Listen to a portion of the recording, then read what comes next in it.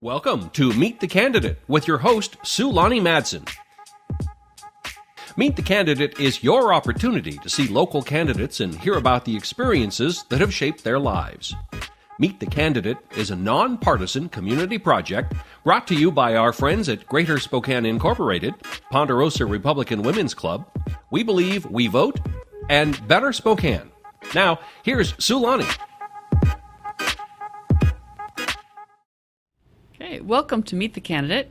My guest this afternoon is David Green, running for Spokane County Treasurer, and welcome, David. Thanks for having me. So I'm glad you could come on here to introduce yourself to the candidates in Spokane County, or the constituents in Spokane County, those you hope to be your constituents. Starting with where did you grow up in early school years? Well, it's a long story, but I'll keep it short. I was actually born in Vicksburg, Mississippi. Oh. My dad was in the Army Corps of Engineers there, and he was there for a 2-year stint. And I was born with about 6 months left to go. So when I was about 6 months old, I got carried back to home, which was a suburb in northeast Ohio, just outside of Cleveland. And so went K through 12 through the local school system there. In fact, just was back in Cleveland this past weekend. My niece graduated from the same high school in the same school system that I went to. She was the 135th class, and I was the 92nd class. So the school system's pretty old back there. Oh, that's a nice family ties. Yeah. And what kinds of things really drew your attention in school? I was very musical all the way. I started playing the violin. And at some point in time, I think it was 8th grade, the orchestra director asked me to switch to the viola because he needed a viola. Mm-hmm. And so took up viola and adapted to that and stayed in orchestra through the senior year in high school, at which point calculus conflicted with orchestra, and I went with math. I went with math.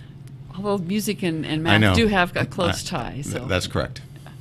And so you have had some additional experience in training after high school, and you went to school where? Undergraduate was Georgetown University. Oh. Was interested in international affairs and went to the School of Foreign Service and obtained a Bachelor of Science in Foreign Service with a major in international economics. Discovered after I had declared the major that I really didn't care that much for economics. So I went to law school in Cleveland at Case Western Reserve University. And then while I was working for one of the big 8 CPA firms back in the day, they had me go through a rotation through their national tax department in Washington, D.C. And one of the benefits of doing that was they paid for a Master of Laws in Taxation at Georgetown University Law Center. So lots of law degrees, and I'm proud to say I've never practiced law a day in my life. Well, lots of that school experience, but a lot of it's to the back east. I'm always interested in how people came to this part of the country too. What brought you to Spokane? Well, I started working in 1982 after graduating from law school with Ernst in Cleveland, where they had been founded, and they eventually became one of the big 4 accounting firms. So I spent from 1982 through 95 with Ernst in a variety of locations. Switched firms in 95 to Coopers and Lybrand, now PricewaterhouseCoopers, and got transferred around a lot. So spent some time growing up in Ohio. It's funny, now that I'm in the West, I regard Ohio as the East, but at the time we thought it was Midwest. So born in the South, raised in the Midwest, educated in the East, and then PwC transferred me to Los Angeles in 2000.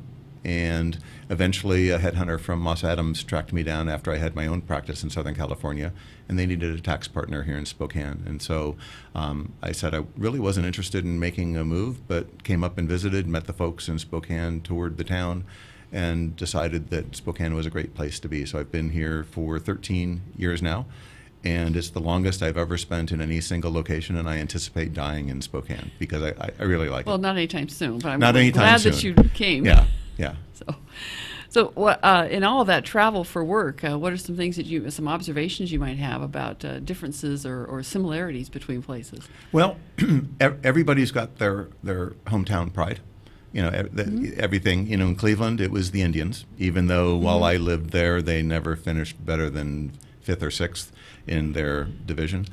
Sports teams are a big part of it. I think it's community spirit. One of the things that attracted me to Spokane was the Four Seasons reminded me of Cleveland. And there was a lot of camaraderie. Cleveland had gone on a sort of a downhill slope when the steel mills started closing and economic troubles. And Spokane, at the time I arrived in 2005, I thought was on an uphill slope. And so I got immediately involved in the community and very, very happy to have done so. What community activities have drawn you in? I joined the Fox Theater Board as their treasurer in 2005, and after it opened, I became president of the organization till it merged with the Spokane Symphony.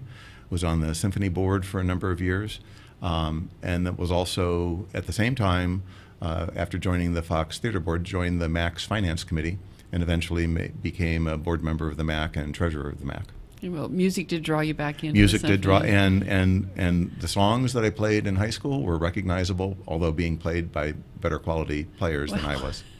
That's probably a good thing. Yeah, that is a good thing. Yeah. Well, that's a full life, and what prompted you to step out and say, I'd like to run for elected office? Well, I really had no intention of doing so. When Mr. Chase decided that he wanted to run for county commissioner, Senator Baumgartner had stepped into the race. And Senator Baumgartner and I probably disagree on some policy issues. What intrigued me, though, was that the Treasurer's Office has no policy. It simply performs tasks. It collects taxes, it keeps track of the books of the county plus another 80 or so agencies. It provides customer service to folks when they come into the office, and it invests roughly $900 million to $1.2 billion of our money on a short-term basis. And I just thought it was intriguing that what I would regard as sort of a typical politician would find that attractive, and so looked more into it, and then decided that I thought I had better skill sets, and decided, if I'm not going to do it, who's going to jump into the race? And so took the plunge right at the very end. Okay. Well, one of the things that we do at the end is to give you a chance to make your pitch to the voters, because this is an elected position, even though, as you say, it's about getting the tasks done. You've kind of described how you see the duties of this elected office, but why should voters choose you to carry out those duties? Well, I've worked with on financial matters for the last 35 years. I have been licensed as a CPA for roughly 34 of the last 35 years or thereabouts. And I think that attention to detail matters.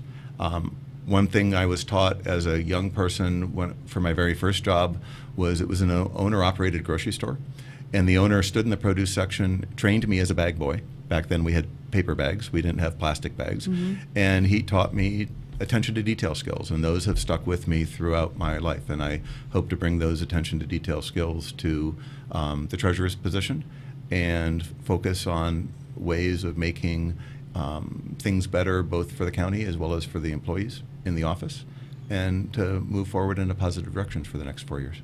Okay, well, it's a good pitch, and happy campaigning. Thank you so much. It's been a pleasure. Thanks for watching Meet the Candidate.